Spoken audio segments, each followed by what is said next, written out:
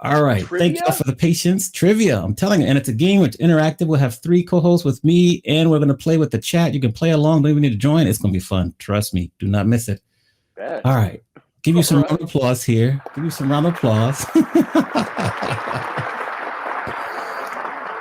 Mark Brand, welcome to Twitch U. For the people who do not know you, perhaps tell us, who is Mark Brand? Oh man, I am a good friend. I'm a boss and a mentor to a lot of folks. I'm a partner to a bunch more. I guess if I had to have a CV, it would be social impact entrepreneur. I've built 15 businesses in the last 20 years, all of them ground level, all of them community based, from galleries to live music venues. I'm a chef by training, so I have a lot of restaurants, and predominantly the work I now do is on the social justice front. So we do about 2,000 meals a day here on the unceded territories, the Musqueam, Snohomish, Tsleil-Waututh, and Squamish Nations, which is known as Vancouver, British Columbia by its colonial name here in Canada.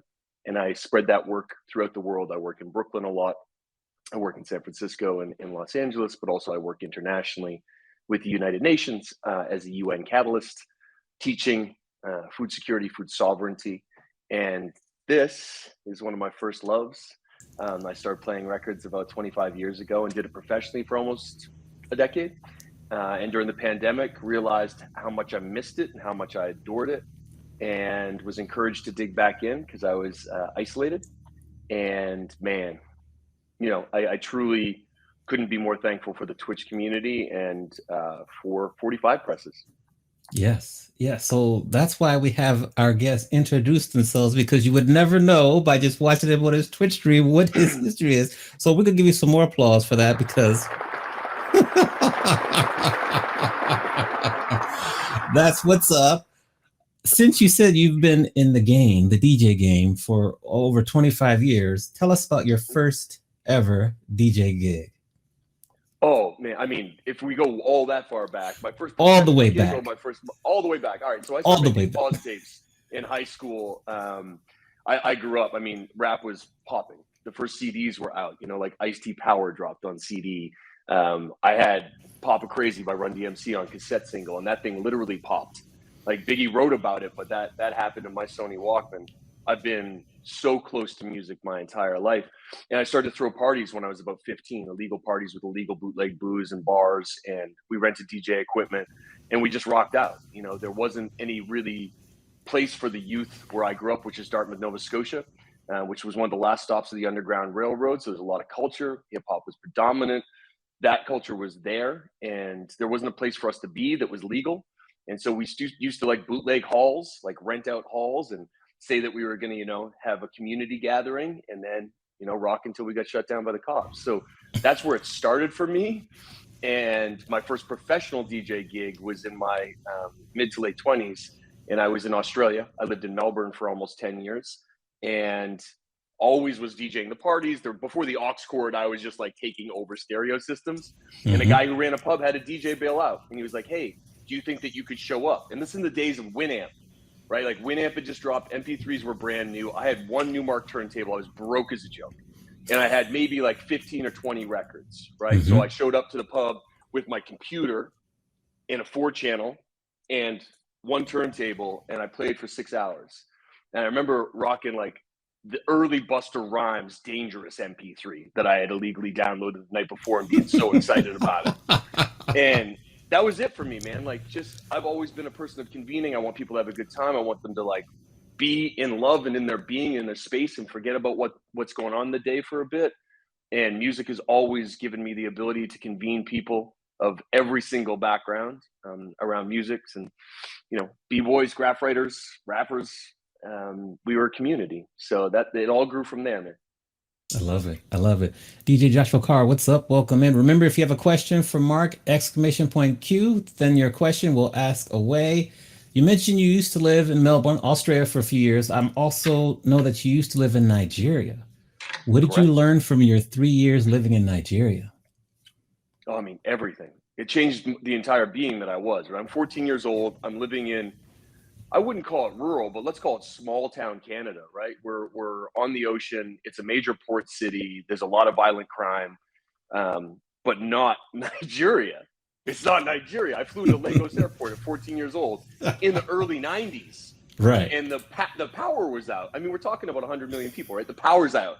And I drop in and there's just AKs and a lot of perspiration. And I had been sent money by my dad by mail to actually bribe folks, or what's known as dashing them. And it changed my perspective of what the rest of the world is. We have such a messed up Western only lens that is just beaten into us by media, by music, by a lot of things. If we're not listening to the music that we love to listen to, I mean, just the mainstream pop music, it's all one lens of one experience. And the rest of the world is so big and so diverse and so beautiful. And so Nigeria taught me a lot about my privilege. First of all, being born, represented, looking like a cis white male and moving in the world that way. I have a ton of unearned privilege. I'm able to do shit that I shouldn't be able to do. And I became aware of that very, very quickly in Nigeria.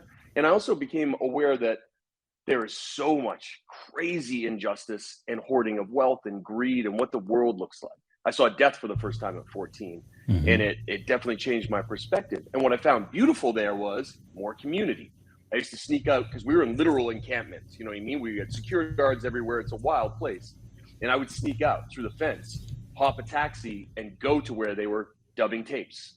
And a story that I tell sometimes, just to give you an idea of like how music influenced me there too, is I was at the dub tape spot and I knew I had to get home, but I heard a song and it sounded like Milli Vanilli, but it wasn't Milli Vanilli. And I was like, oh, is this some unreleased Milli Vanilli? And they all started laughing. And they're like, you know, this is the real singers. And 14-year-old me was like, what? And they're like, yo, these are the real singers. And I was like, what do you mean? And like that whole thing came to me in real time. There was no internet to share. But, you know, obviously Nigerian music and Nigerian funk and like jazz and just all of it was embedded. And my experience there changed the way that I wanted to be in the world. I love it. Great. Thank you for sharing. What's up, Keep Rising? Good to see you. Why, like, what happened? You went from being, and that's why I'm going to ask you, like, you call yourself a semi-retired rap DJ. How did you go from, you know, going on tour, DJing, to then becoming like a full-time professional, very skilled chef? How did you make that transition? I started cooking when I was 9. Like my aunt, my family on the East Coast did not have a lot. And so we generationally just learned how to do a lot with a little. And I was underfoot with my aunt, who's one of the best scratch cooks, rest in peace, and one of my mentors. And at 14 years old, I got a job at the pizza shop at the mall. You know, I was like, I need this job. I had a fake ID. I was like, hey, I'm old enough. Like, let me get this job. And they let me dishwash. And day 3, I was like, you need to teach me how to make the dough so I can help when it gets busy. Right. And they taught me. And the second you rise your first dough and realize there's 3 to 5 ingredients, and that it comes from everything around us, like the energy is actually everywhere, that game over. I was like, hold on, this is black magic.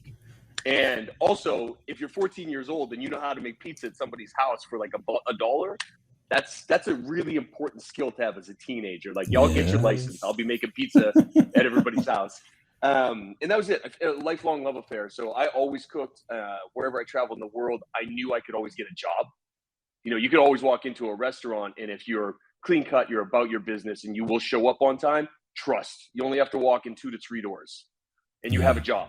Period. Forever, anywhere. So that was really important to me. And the long story short about Australia is I was at the height of my career. I was married. I had a beautiful house. I had everything I ever wanted. I was touring with Cypress Hill, with Public Enemy, with Gangstar, with all my heroes. I'd opened for Roy Ayers the night before I did this test. And I did a test and found out that I had polycystic kidney disease. And polycystic kidney disease is not terminal per se. It's very manageable, but it's also extremely expensive. So you eventually dialyze, which is a daily or bi-daily treatment that's really expensive. And I was applying for my permanent residency, and the country was like, we could give it to you if you sign off on all your medical rights. And I was like, I can't do that because I don't have millions of dollars. So I was forced to leave. And essentially I lost my passion. I lost my career. I lost everything. I had to start at ground zero. So ground zero was food and beverage. And I ended up back in Canada, here in beautiful BC, with, you know, a smile and a dream, and started working food and beverage and had to work my way all the way back up. So I started at zero. I've done that multiple times in my life, and just worked extremely hard and leaned into the things I knew I was passionate about. Okay, so we got a couple questions coming from the audience. I gotta ask you a follow-up though for this cooking Sure. question. If you had to cook a meal and your life depended on it, what would your meal be? If I had to cook if I had to cook a meal, my life depended on it, Yes. for me or for For you, somebody like else. you're Like, cooking a meal for me, like you know, say for example, and your life depended on it. What would you cook? oh man, I mean, that's the beauty of being a chef. You tell me. But I want you to tell me I mean, your we could specialty. literally make anything. So the way that I approach cooking is I cook from where I am. So right now I Mhm. can see the Pacific Ocean is right there. I know that I Okay. can forage for certain greens. I know what's sustainable in my place everywhere I go in the world. So I cook a lot around the specifications of the Mediterranean diet, right? So you cook Ah, specifically what's close to you, no more than yes. 5 or 6 ingredients on a plate. Stop saucing everything with sugar and salt like crazy, you know, like let the ingredients speak. And that's the way I cook. And it's the way I cook all over the world constantly, and something I really care about because I also want to see your reaction to when that food hits your body and you don't immediately say, I want to have a nap. Right? Food should not make you tired. It makes you the opposite. It gives you Yes. energy. It's literally, if I imagine if you poured gas in your car and it was like, yeah, empty. Like what? What do you mean? That's not how this. I just spent all this money to be tired? No, Right. hell no. Like the point of eating food is like, how does it react with your body? What does it do for your mind? Mental health is connected to gut health. This is all one thing. We say it's your second brain. It's actually your first brain. Oh, And you know okay. that all of that stuff is really important to me. So I teach culinary nutrition to folks who are living in the margins. Obviously, for over a decade, we teach those classes. We also send groceries and teach people virtually. We did that during the pandemic, and a thing I created called Sharpen Up. And kids 5, 6, 7, 8, 9 are roasting whole branzino or like roasting whole chickens. Mm. We're not afraid when we're kids. I wasn't afraid at 9. I was like, show me. Oh, it's that simple. I turn this to 375. I rub some oil on it and salt, and then I put it in. And I don't touch it, and that's it. Okay, I could do that. Like I could definitely do that. But as adults, we're indoctrinated by going to restaurants, and then we see why does everything taste better here? It's because they put 5x the salt you put on it. We do. It's Mm. because we do those tricks, and so you're like, man, food at restaurants tastes so much better. Like, yeah, and it's fucking terrible for you most of the time. Excuse my language. It's Am I allowed to okay. curse? Yes, you can curse. Be Okay, cool. you. Be Awesome. you. Thanks, bud. Okay. Yeah, and so you know, I'm a teacher, right? So long story short, as an adjacent, in 2015, I started to study design thinking. I went to Stanford for a year as a fellow in design and innovation dynamics. So I was at the D Mm. school there as a fellow, became an adjunct professor at Stanford, and then became an adjunct professor for the University of Southern California. And I taught the doctoral in social work. Why all of this is relevant is it's all the same. We overcomplicate things to maintain the systems of hierarchy, misogynistic behaviors, and racism and colonialism. We do that. This stuff is all so easy. And we all inherently like have the ability to do all of these things. As DJs, we know it, right? We're like, yo, give me a 7-year-old in 3 hours, I will teach you how to beat me. Yeah. I'll actually teach Yeah. you how to juggle, probably. Hmm. But as adults, we're like, I could never do that. So all of these things are really important. And that's why I love design thinking, why I teach it, and innovation dynamics is it just asks you to ask the questions. It asks you Right. to truly listen and not put your agenda in play. It asks you to remove your bias and your trauma. And it asks you to design that way. And so that's how I would answer your my guns at my head. Amani's like, yo, make the food. I mean, of course, I got things in my bag, but I Right. think, you know, it'd be way more fun to insist that you tell me and then show up. Okay. All right. I'm gonna You think know what on I that mean? one. Okay. I'm gonna get to a question, but can you explain really quickly when you say that you feel the gut is the first brain and not the second brain? Because you know, like I know some people close to that have issues with their gut, so I'm trying to understand more about that concept. Yeah. The most simple thing I can say about it is when you think about what we ate, and if you look at the original land keepers of all of the different lands in the Americas in particular, because it's easy for us to relate to, what was the diet? What did people eat? How did they eat? What does it look like? And people are like, yeah, but I love me a hamburger. And you're like, cool, you should. And hamburgers are great once a month. You know, you don't need to be doing those things to yourself because you're literally killing yourself. So it's not hard for us to like pull our head out of the sand and look around and see our friends dying of obesity, of diabetes, type A through Z, heart disease, suicidal, all of these things that should be easy to talk about that we're just like, that's scary to me. It shouldn't be scary. Why? What is the main reason for people to be ill? What's the main reason? It's food, right? Yeah. We're being poisoned by our own food system. Yeah. Period. Like it's not complicated at all. And so when we look, if you pick up something, right, like I pick up this can right now, what's in it is carbonated water and a natural essence. Now I know what that natural essence is because I don't put anything in my body. I don't know. It's nothing. It's flavoring, and it's not red dye number 7 or anything. This is okay. If I pick up a box of macaroni and cheese and that has 13 to 17 letter words that I can't pronounce, why? Pasta's made of flour and water and eggs. Cheese is dairy. What is the rest of this?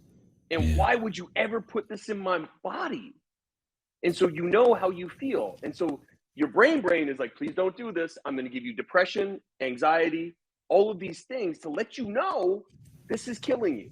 And we're like, man, I wonder why I don't feel good today.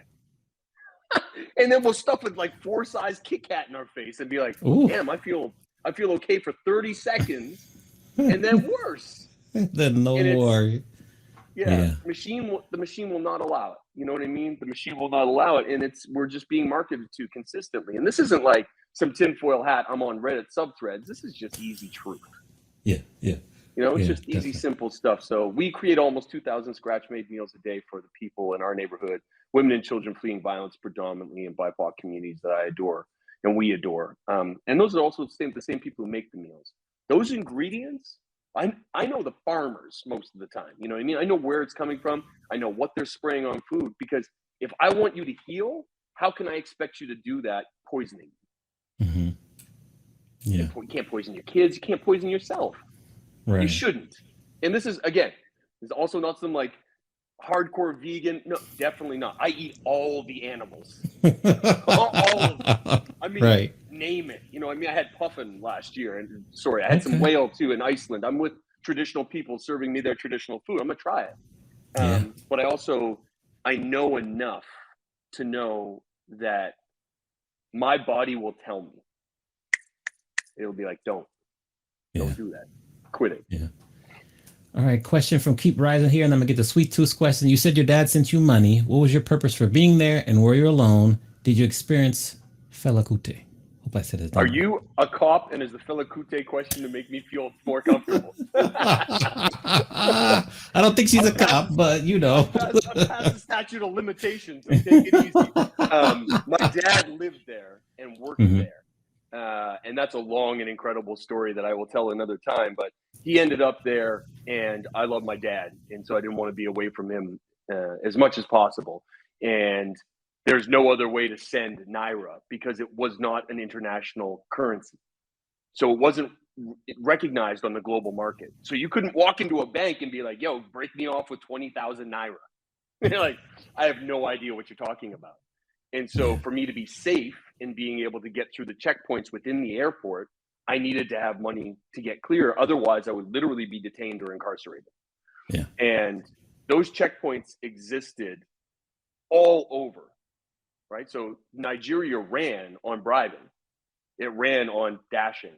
And it was just customary as well. No shade. That's just the way it worked. I pay 25% extra every time I go to dine. There's nothing different about that to me. And so I just needed to be prepared. It's NAIRA. It was the currency. And I was there to spend time with my dad and make sure that he also wasn't totally isolated because he was. Yeah. Okay, good. Next question, Sweet Tooth. Keep putting the questions in here. I love this question here. What is your favorite personal tool for managing and balancing your professional and personal needs? Oh, sleep. Like you have to. At one point in my career, I was married. I've been married twice, both of my ex-wives I love very, very deeply. We should normalize progressing past relationships. Failure is not the separation of a relationship. That's not failure. It's actually awareness. We grow in different directions. If we choose to grow back, we do, we don't. I had 13 cost centers and 11 businesses I was managing with no formal education. That's too many. I can go ahead from experience and tell you that's way too fucking many. And I didn't have balance. My mental health was very bad. I am now 5 years sober, but I was drinking every day, and then weekend warrior, doing drugs and alcohol, like binging, because of, again, the privilege I had, the venues I had. It was all very normalized. Us in the DJ world, I mean, everything's free all the time, and it's in front of you. I barely slept. I normalized 3 to 4 hours, and I worked every single day. I took 4 days off in a 7-year stretch. Wow. That's how not to do it. That's exactly how not to do it. And you know, you think you're a martyr, right? Like, you've got this whole egocentric thing of like, I am the greatest, because you get given all the awards. I got like 30 under 30, 40 under 40, BC Businessman of the Year. All of the things were being given to me because I was a lunatic, right? It's not that I was even doing it all that well. My spaces were dope, but like, I wasn't managing people well. I wasn't managing relationships well. It was a mess. But we did fun things. And so that kind of balanced stuff out for people. And I realized that at one point I was like, you got to quit booze. You got to get some sleep. Your health is deteriorating quickly. And what I realized amongst all that too was that sleep is the biggest tool next to food. If you nourish yourself and rest, there's literally nothing you can't do. There's nothing you can't do. But you can't, there's only 2 states, all right? There's 2 states. One is flow, and one is spin. Right? So we're in one of the 2. We're in flow state or we're spinning. DJs know it, athletes know it, actors know it, parents know it. When we do something, we stop having to use our reptilian brain, we're in flow state. We're just like, this is a skill that I have. I can do this seamlessly. It feels really good to me. It's almost impossible to achieve flow state unrested and unnourished, because your reptilian brain is like, I need these 2 things you refuse to give me. So I'm going to keep harping on you till you do. And so, sleep, folks. Make sure to get your rest. Get your rest. How were you able to like come back? I know that you were homeless for a period of time. You divorced twice. Like, how were you able to bounce back? And now you're in such a much better position personally and professionally. What were the keys to your kind of rejuvenation? Yeah. So first of all, that word homeless means unhoused. It means without permanent residence. And because I've been an advocate of it for 15 years, an advocate of ending homelessness and domestic poverty, period, on a very high level, I thought that it was important to talk about the fact that when I was a teenager, I had an unstable home life for a bit, partially caused by me. I was doing petty crime. I was into drugs. I sold them. I was not in a great space, and I got thrown out of the house a lot. And after getting thrown out a bunch, you burn out the couches. Anybody who grew up this way, you burn out the couches. And because it was the 80s, 90s, you weren't allowed to talk about your family in a way that wasn't respectful, right? So you could never tell a teacher. You could never tell anybody. It all had to be very quiet. And so because of my choices and the way that I dealt with my own life, I ended up sleeping in bus shelters. I ended up sleeping in Walmart bathrooms. I slept in McDonald's a couple times. Like, it wasn't cute.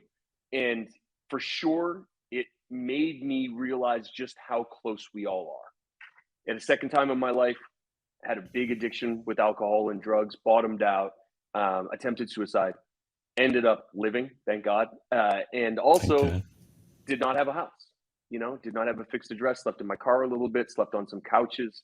And how you bounce back is intervention. Like, I can't take any ownership for my success afterwards. I had friends who loved me very, very deeply and intervened into my life and told me I had a greater purpose. I did not believe them, but they forced my hand, and they just stuck next to me, and they showed up, and they really showed up. And the power of that is paid forward by making sure that you show up for other people. So I bounce back because of the people I love and who love me and who continue to show up for me in my life. Other than that, I would definitely not be here, for sure. Amen. Well, we're glad you continue to bounce back. I always ask this question. It's one of my favorite questions to ask, and this is the perfect time to ask it. And I just think there's a beauty and there's so much wisdom in reflection. So if we're going to go back and talk to 18-year-old Mark Brand and give him advice based on what you know now, what advice would you give? While you're thinking, Pueblo Soul, thank you for the sub. Happy 10 months. Great to see you here. We got a few more weeks left of the semester. So good to see you here, Pueblo Soul. Now, what advice would you give? It's going to be okay. It's going to be okay. I think I mentor a lot of young folks now, and my 18-year-old self needed a lot of help. He needed to understand that it's going to be okay. And we can go our whole lives without knowing that, right? And even though we have empirical evidence, I just gave you my testimony on the empirical evidence. I still have moments where I'm like, is any of this worth it? Is this making even a dent? You know, like, does it matter? And the answer is yes. It definitely does, and it's going to be okay. And I think it's just the matter of us knowing that we're able to be able to get up every single morning and try again is the blessing. That is the gift. And that I can say with absolute certainty after bottoming out so many times that if you walk with integrity, if you walk with honor, if you stick to your word, and if you treat people with deep respect and show up more than you would want people to show up for you, even that everything is possible that's within your dream and your grasp. Yeah, amen. I'm just curious, where does Twitch fit into all this? Because you do so much and you're so accomplished and you're so busy. Where does Twitch fit in? So here's the other advice I would give 18-year-old me. Don't give a fuck what anybody else thinks. Like, genuinely don't like care about the people you may impact. Care about the people that are in your life and how you move with them, and if they're feeling hurt, definitely deal with it. But external forces, man, get out of it. Like, we literally take the opinion of strangers on the internet more serious often than we do our own friends. And so Twitch fits into this really simply for me. I needed an outlet to play music where I could play music to my friends in Nova Scotia, to my friends in Melbourne, to my friends all through the States. And I had to get out of my own ego because I keynote speak as well. And I have a radio show, it's a nationally syndicated radio show and a podcast called Better, where I interview somebody every Saturday. Please tune in. It's a lot of fun. So in that, like, my metrics have to be super high. My keynotes are up to 3,000 people. Like, these are big things. I had to get out of my own ego and say, 3 people are going to come to the stream. Are you going to be cool? And I wasn't, but all my friends pushed me. And I have a lot of dear friends in the DJ community. DJ Zimmy was a very big influence and pushed me hard to get and stream. He brought me onto private stock and made me stream. And then he set up my channel with me and made me stream. And the homies showed up. Shortcut showed up. Selected showed up. Like, all of the people showed up, and they were like, "This is dope." I'm like, "Is it? Do you think so?" Like, because yes. You don't know, right? Like, I think this is good. And so Twitch fit into it there, man. And I would finish my streams exhausted, mentally, emotionally, physically, in a time where we were just living in here. I was like, oh shit, this is the gift. And those 3 people turned into 13, and 13 turned into 30. And then people started to invite me, like, hey, can you come do a stream with me? And I think NYC Dope were the first people to give me a back-to-back with them. And that's way back, like, I don't know, almost 2 years ago. And I love those guys. I'm a fan. We are too, yes. I was like, of course, Kaji and Mark Spool, I will definitely come rock with you. Are you sure? And I ripped with them, and they sent me beautiful voice notes afterwards. And that was crazy. And so my confidence started to rebuild. And I was like, wait a second. I know that I am not where I need to be. And then I put in my 1,000, I put in my hours, man. I got back to practicing. I got back to really labeling and engaging my records. There's crates and crates and crates and crates behind me. I live with it. I dig everywhere I go. I play in real life again a lot. I was just in Mexico City and New York and Toronto. I played live everywhere. I take my records with me. And Twitch gave me that. There's no ifs, ands, or buts about it. This community gave me that back. and I'm 10x the DJ I was when I did it for a living. That's amazing. Because I'm sober, mainly. Right. But still, you're putting in the hours too. Yes, you're putting the hours too. Yes. What's up, Yenta? Hi, KP Austin. You quickly glossed over the fact that you do keynote speaking. So I had a question for you about that in terms of TEDx, because that's one of my goals, is to speak at TEDx. Okay. What do you think are the most crucial elements to the most successful TEDx talks? Oh man, easy. Easy from you. Go ahead. So, and, to give it context to folks that I am just meeting for the first time, love y'all. Sweet Tooth, love you. KP, love you. Everybody, Cruise One, love you. So, this and what you're doing right now is an intangible tangible. It's authentic. Right. It's true to my being. You can listen to the words I'm saying, for sure. You can pick up on the verbal cues of how I conduct myself. There's no ums, there's no ahs, there's no buts, there's no pauses, there's none of that. That's from practice and training, but also you don't have to think. If you're just being yourself, there's no thought process. You're just able to access your being, channel what's above you, and bring it out. And so I speak with some of the best speakers in the world. Gary Vee and I did Mexico together 2.5 years ago. Yes. Gary was open for me. Gary was on before me. I went on afterwards. And bless Gary, I've spoken with him a bunch of times. It was pretty boring. He talked about LinkedIn and TikTok, and there's 2,500 Mexican folks who are excited to be wowed. He had an awesome talk, and it's because he was distracted. He was distracted and he wasn't in his body. And I can see this because I'm trained, and I'm also a trained facilitator and all these other things. I'm like, oh, he might be jet lagged. Something might be happening in his personal life, whatever that is. As a speaker, you don't get the option. I approach everything like Michael Jordan with the flu. You know what I mean? I'm like, it's game 6. You are sitting in this audience. I am so lucky you're here. I am so lucky you're here. I approach my streams the same way. I feel so lucky you're here. And if you, for 1 second, take for granted anybody's time, you've lost. Secondly, involve the fucking audience. Always. Make them think. Give them analogies. Give them stories. I start my keynotes with a couple of different things, but one I'll share with you is something you and I will do right now visually, okay? So I'm in Attica 2.5 years ago for the first TEDx talk ever in Attica prison. Maximum security prison, lifers only. It's wild, right? So we've gotten all this special clearance to go in and speak and spend time. There's 15 of us arrive. We fly in, take a private bus, and we get all of our security clearance and we go inside. Arun Gandhi is one of the speakers, Mahatma Gandhi's grandson, who runs the Center for Nonviolence, okay? So nonviolence does not just mean this. It means communication. It means the way that we hold ourselves, all of those things.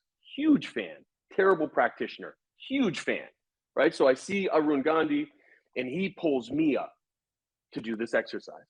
And so the exercise goes like, so pretend that we're in real life, right? I get everybody to stand up and face each other. And I'm like, the exercise is this. One of you clench your fist. Whoever clenches it first gets to do that. And, all right, so it's you, right? Inside your hand is the most precious diamond in the world. I have 10 seconds to open it. All right. And so I give nobody else any time. They're kind of like frazzled. I'm like, and go. And so they're grabbing the hand, they're tickling, they're like moving stuff around. Then I pull somebody up from the audience and say, like I'll say to you, would you mind opening your hand for me? We are hardwired to be violent. We're hardwired that the only solution is aggression. Now, in that I've just shared with you, now the whole room is involved. Yes. Now we're all in the same energy together. I do that, or I always make us take breaths together. So you imagine me standing at like a Royal Bank conference of 3,500 individuals in suits. Let's just say a lot of white dudes, and I make them stand up, close their eyes, and breathe with me. It's not optional. If I see somebody sitting down, I'm like, hey, Todd from accounting, up we go. Todd from accounting, yes. And we're in it. And right. So now you're in the container with me. You're committed. I've seen you. You've seen me. We're involved. That is the speaker secret they do not tell you. engage your audience, because then you can also feel them. I'm in here with you. We're in it together. And so I will usually do between 12 minutes to 90 minutes in a talk. And in those talks, there'll always be exercise. Who inspires you and why? Like all of these different questions, because I generally want to know. And then I want to be able to land my own analogies, because I don't talk for the sake of hearing my own fucking voice. I talk to make sure that we leave there and make the world a better place. I want you to have tools, like actual tools, to evaluate what it is that you're doing and how. Otherwise, I don't need to tell you what I do. There's videos on Now This. You can just check out the TEDx. None of it's very helpful, to be honest. You might be like, that guy's pretty cool, but like, it's not fucking helpful. And so, again, designing how you do this and why you do this is it. So Amani, whatever, let me ask you right now, live. What is the thing that you feel most passionate about in your moment? What is it? If I was to say to you, what is that? Right now, I would say it's the knowledge gap between up and coming young new musicians and record labels, because they get taken advantage of so much. It's just a huge knowledge gap that needs to be filled. Facts. As faculty from Jazzy Jeff's playlist, facts. Like this is it, right? So there's your topic, right? So what can the general public do about it? Oh, they can start to go to their local congressmen and work their way with them to create certain legislation. They can encourage like new musicians to really go to, like, they don't have to go to school, but they must get educated on their craft. It's okay to sing, but you need to get educated on your craft or work with someone who's educated that can guide you in the right direction. So those are two first things that come to mind. Beautiful. And so what you're going to do is create yourself a Venn diagram. Everybody's familiar with the Venn, multiple circles. In the center is the silver bullet. The silver bullet is what you care about. So you're going to be like, I'm trying to change the education and the general ability for X, Y, and Z. Then anecdotal stories that land for people. Soulja Boy was the first ever YouTube artist. Did you know that? He was the one that broke this, and this made it available. But then, of course, the corporations caught on fast. And like your prior interview, that is not possible in the exact same way anymore. So we need to change the way we think about things. It can't be too audacious. You can have your big audacious goal.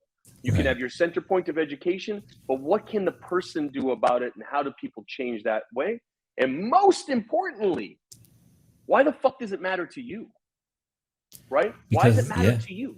Yeah. I mean, I'm tired of seeing stories. We can talk about big stories like TLC, who declared bankruptcy 2 times, even though they're the biggest selling female group in the U.S. history. That upsets me. That really makes me mad, and I know none of them. That makes me mad, though. That's the medicine. That's the medicine. I'm fucking hype about it now too. I want to, rest in peace, T-Ball. I want to be in this with you. So I need to be sold. I need to understand and feel your passion come through that. And then you shouldn't need to write too much. You structure your talk, you practice it with some people, you run it with yourself, you run it with some other folks, you adjust it based on their feedback, because feedback is a fucking gift. It is the gift of gifts. If anybody ever gives you feedback, honor that shit. Be like, thank you so much for taking the time and the fucking heart and brave this to like tell me that this sucks. I needed to know that. And I'm going to work on getting better. Like, you have to do those things. When I did my TEDx talk, which changed my whole trajectory and career, by the way, it was 2013. They offered me a coach. I'd already been speaking at business schools and all that stuff. I'm like, I don't need a coach. And they were like,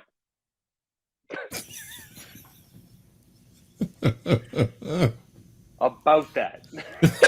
You're not any good at this. I'm like, what? What do you mean I'm great at this? They're like, we watched your tape. It sucks. It sucks. And I'm like, what?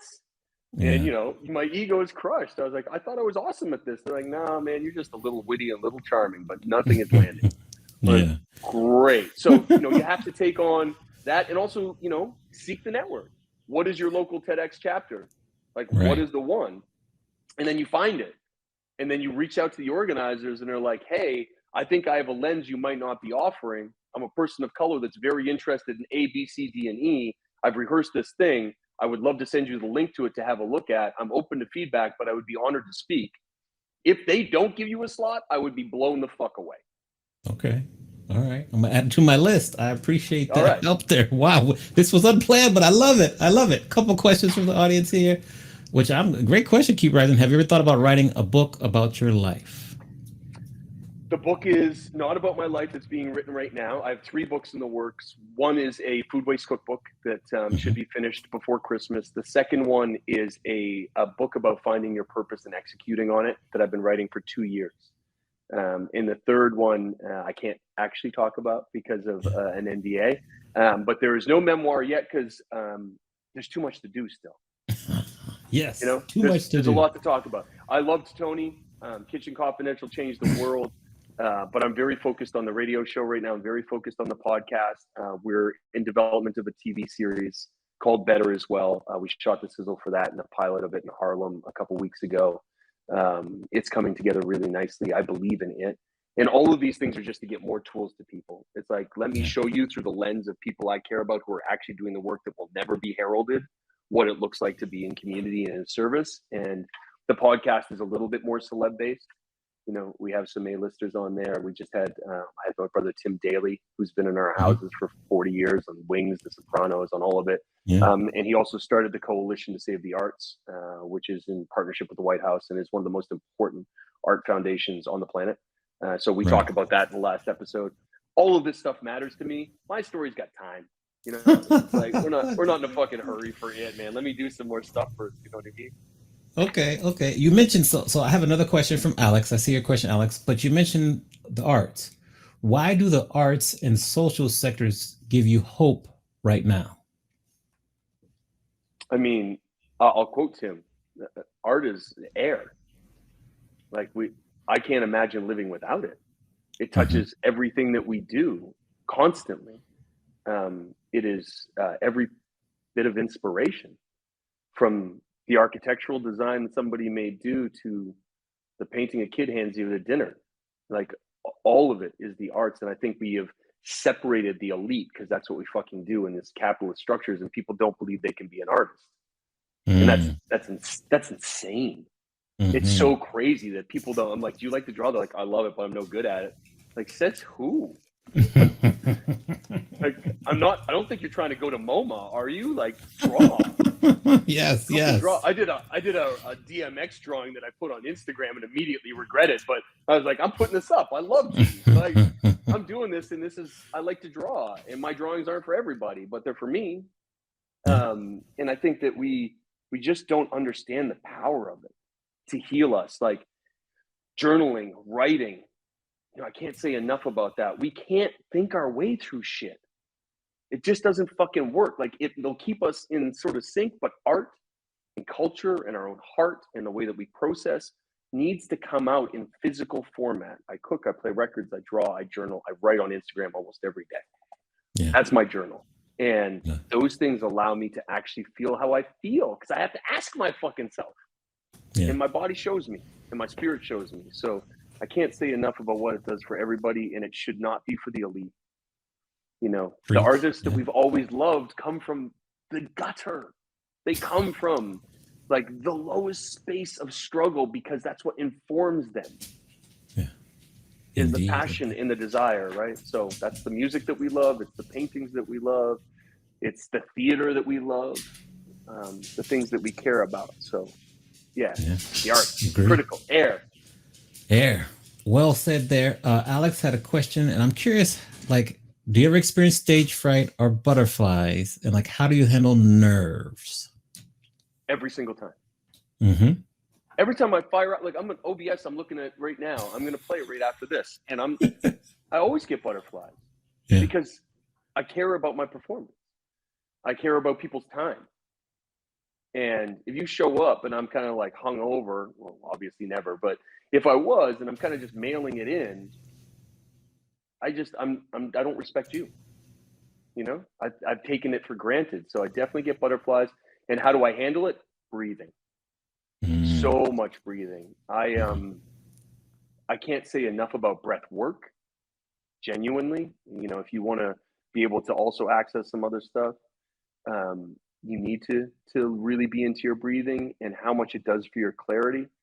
And I mean like 8 count breaths. And your parasympathetic relaxes. It's like, oh, you're paying attention to this thing. Like your body knows. And then just lots of practice. Lots and lots of practice. I think that You know, you can sense a little bit of nervous energy, and as an audience, you respect that, and you're rooting for that person. You really are. Like, you're rooting for the person that's nervous, Yeah. because we can all feel ourselves and see ourselves in it. And it's a person who walks out like this, where you're like, oh, all right, I'm not really, no, no. And that's not because of like tall poppy or envy or any of that shit. It's just kind of like, okay, Yeah. and unfortunately, as a society, we measure people based often on their own conceit, arrogance, and wealth. Mhm. And I've met a lot of people of privilege who are able to exude that, but inside are fucking terrified, Yeah. Yeah. right? Yeah. So it's different things. But yeah, I Yep. get nervous all the time and I breathe. There you go. C Cruz, hello. Good to see you. Hello, Red Robinson. Let me make sure I pronounce this correctly. Soleil's. Hopefully I said that right. Soleil's Corner. Thank you for the follow. Welcome in. We had a question from Allie here. She says, how do you get started being in service in your community if you see a gap that needs to be filled? For example, food bank, feeding the people. Absolutely. Ali, I sit on the Culinary Council for the New York City Food Bank. And I also openly dislike food banks. They were created in the 80s. They shouldn't exist. They shouldn't be around. Everybody should have food and water as a basic human right. So let me just say that so it's off my chest. That being said, they have become centers and depots for community and service. And I believe deeply in mine in New York and how we show up. And how did I get started? I got started. I was like, I need to do something. What does that something look like? And it started with employing one person who was really struggling with crack cocaine addiction in my dish area of my first restaurant before I had any other businesses. And it went horribly wrong. The staff got really invested, bought this gentleman like a TV and a VCR for his single room occupancy. And he broke their hearts a couple of times. I was like, okay, so this is not the way we're going to go about this. I need to figure something else out. And so started to do like meals on the corner and hand stuff out. And just, I knew my community pretty well already, but got to know people more and what they needed and what they wanted, and what they cared about. And an opportunity came up in 2010, and I had a really high profile at the time to take over the venue that I still have 10 years as of like next week, I think, called Save on Meats, which is a 1957 butcher shop. And I converted 21,000 square feet into a social impact hub and just dug in. I challenged myself in every way. I had a beautiful team. I am not risk adverse. So I was like, I think I can prove some things here. And we did. And it became an archetype that a lot of people still study and that we use to help people all over the world. But I think the most important part about starting is just like, you need to find out what you care about and why. So similar to the TEDx exercise, you do the same thing. And this is what the book is going to be, is like, what do you care about? Why do you care about it? That's the most important part of it, not what. Because we're influenced by what. I care about cetaceans, being in captivity. I want to free Willy. Like, I care about, animals being in kill shelters. I care about all kinds of things. What do I care about most? Poverty, because it's an act of violence societally, and I know that I can be helpful in it. And so I chose that. Why do I care about it? Because I've seen too much of it, because I've accessed it, because I've been around, because my family comes from it, because I don't want anybody to experience it. And I'm really passionate about it because of that. So that's my why. And then I figured out a skill that I could use more, which was I'm a chef. But nobody knew me as a chef.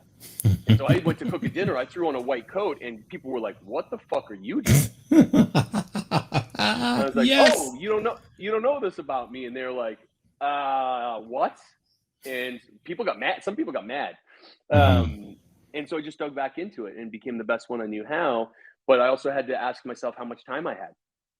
Right. And so that's the critical part. If that's the third circle, a skill you wish you could use more. Why? Like, why is that a skill you care about? And it could be a job you once had. It could be something somebody told you you're good at, but it's really got to be something that makes you passionate. So you could coach basketball, you could teach UX design, whatever it is needed. And then how much time do you have? Because I think the biggest mistake people make is like they go head first and then the rest of their life starts to suffer and they realize they can't balance it. I have volunteer photographers that show up for my events. I've got one there at my space tonight.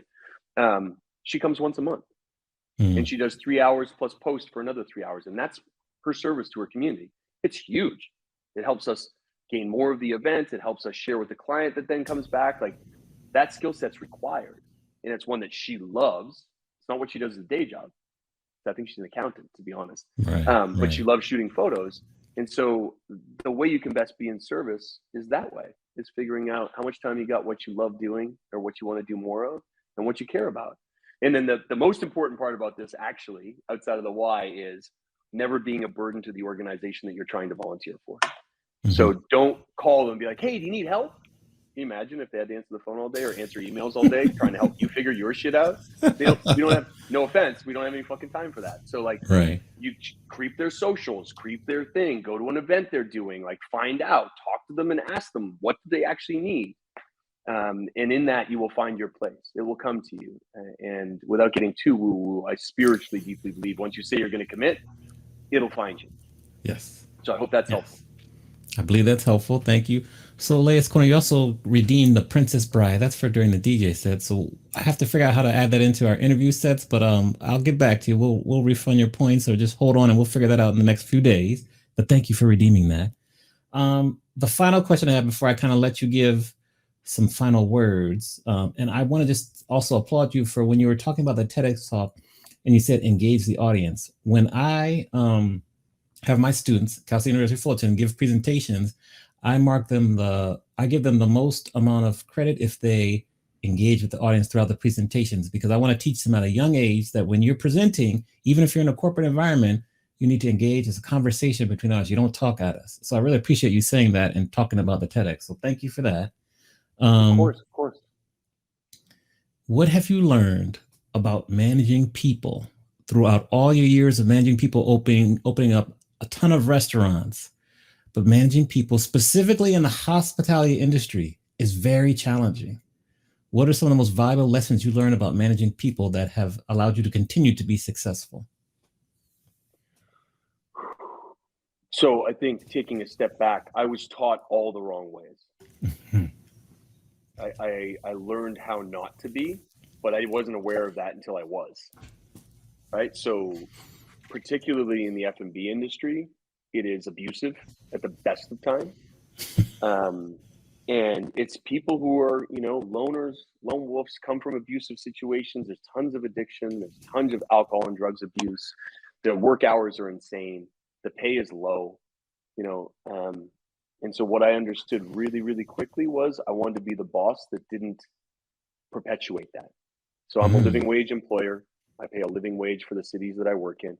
I provide full medical, dental, mental health, and extended mental health benefits to every employee, from dishwasher to executive chef. Same across the board.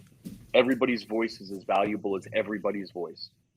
There's no hierarchies unless I need to step in from strategy and experience. And I'm like, we're not doing that, and this is why. And that shit is rare. It's very rare that I need to do that. Communication is critical. I have WhatsApp or Signal groups for every single one of my teams. There's daily reporting on absolutely everything. There's encouragement, pats on the back, consistent open communication, peer-to-peer mentorship. All of it is critical. When I worked in the restaurant, I would be happy if I didn't have to chase my boss for my paycheck.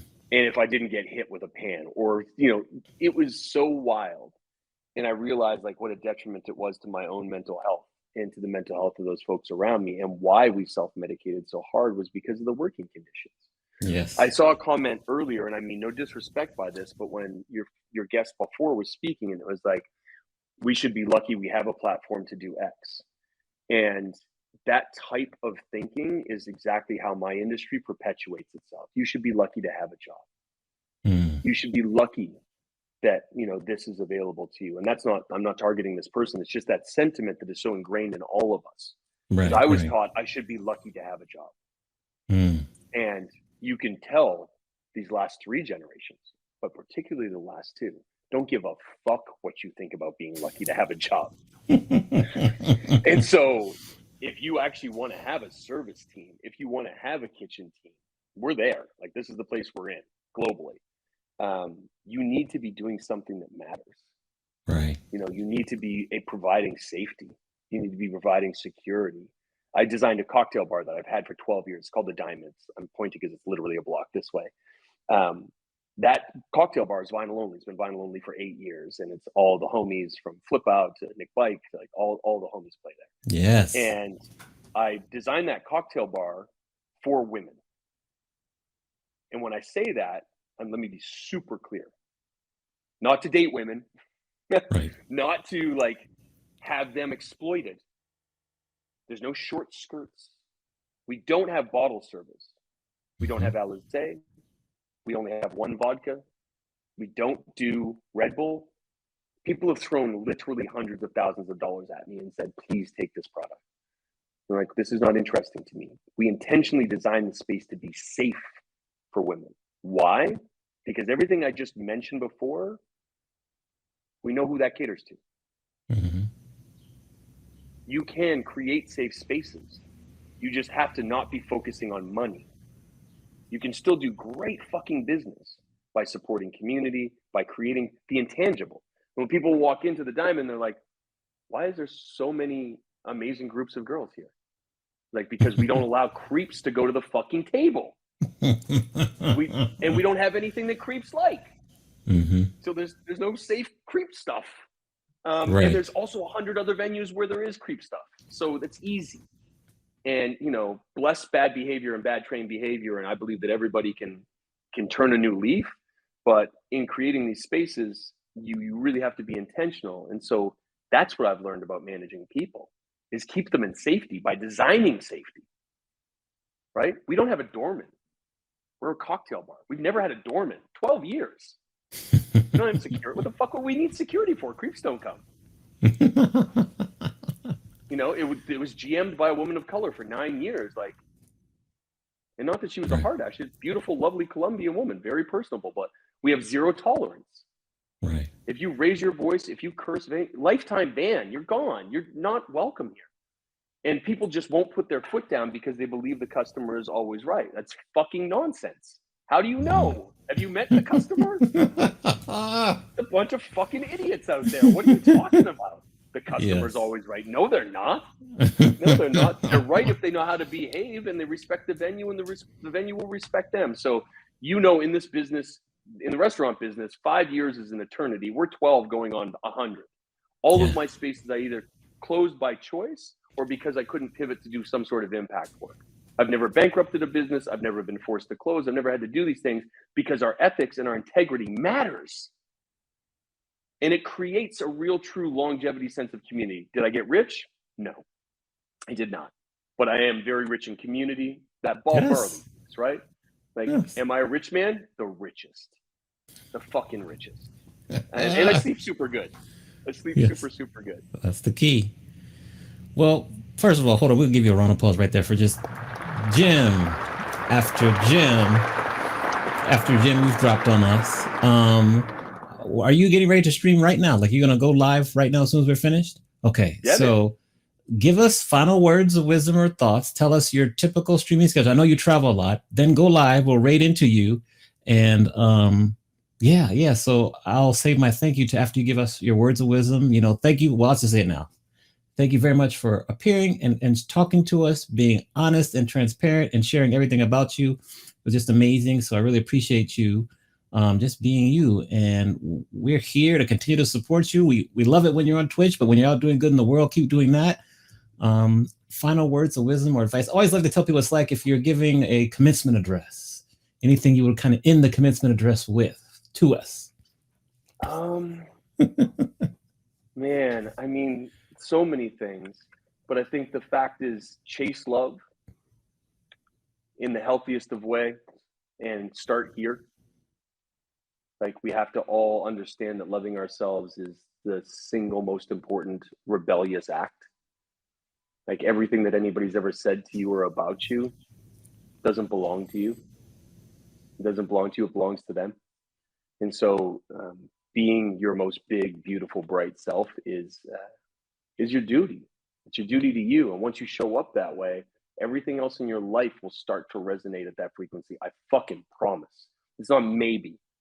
And I've witnessed people literally come from doorways with needles stuck in their eyeballs to being loving grandfathers. And it's because of the love and integrity that they decided to walk with support.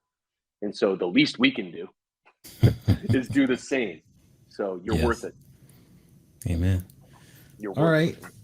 Why don't you'll hop off, start the stream. I'm gonna make a couple more announcements real quick and we'll raid right into you. Just thanks again. Please come back and visit us again soon and just keep doing the work.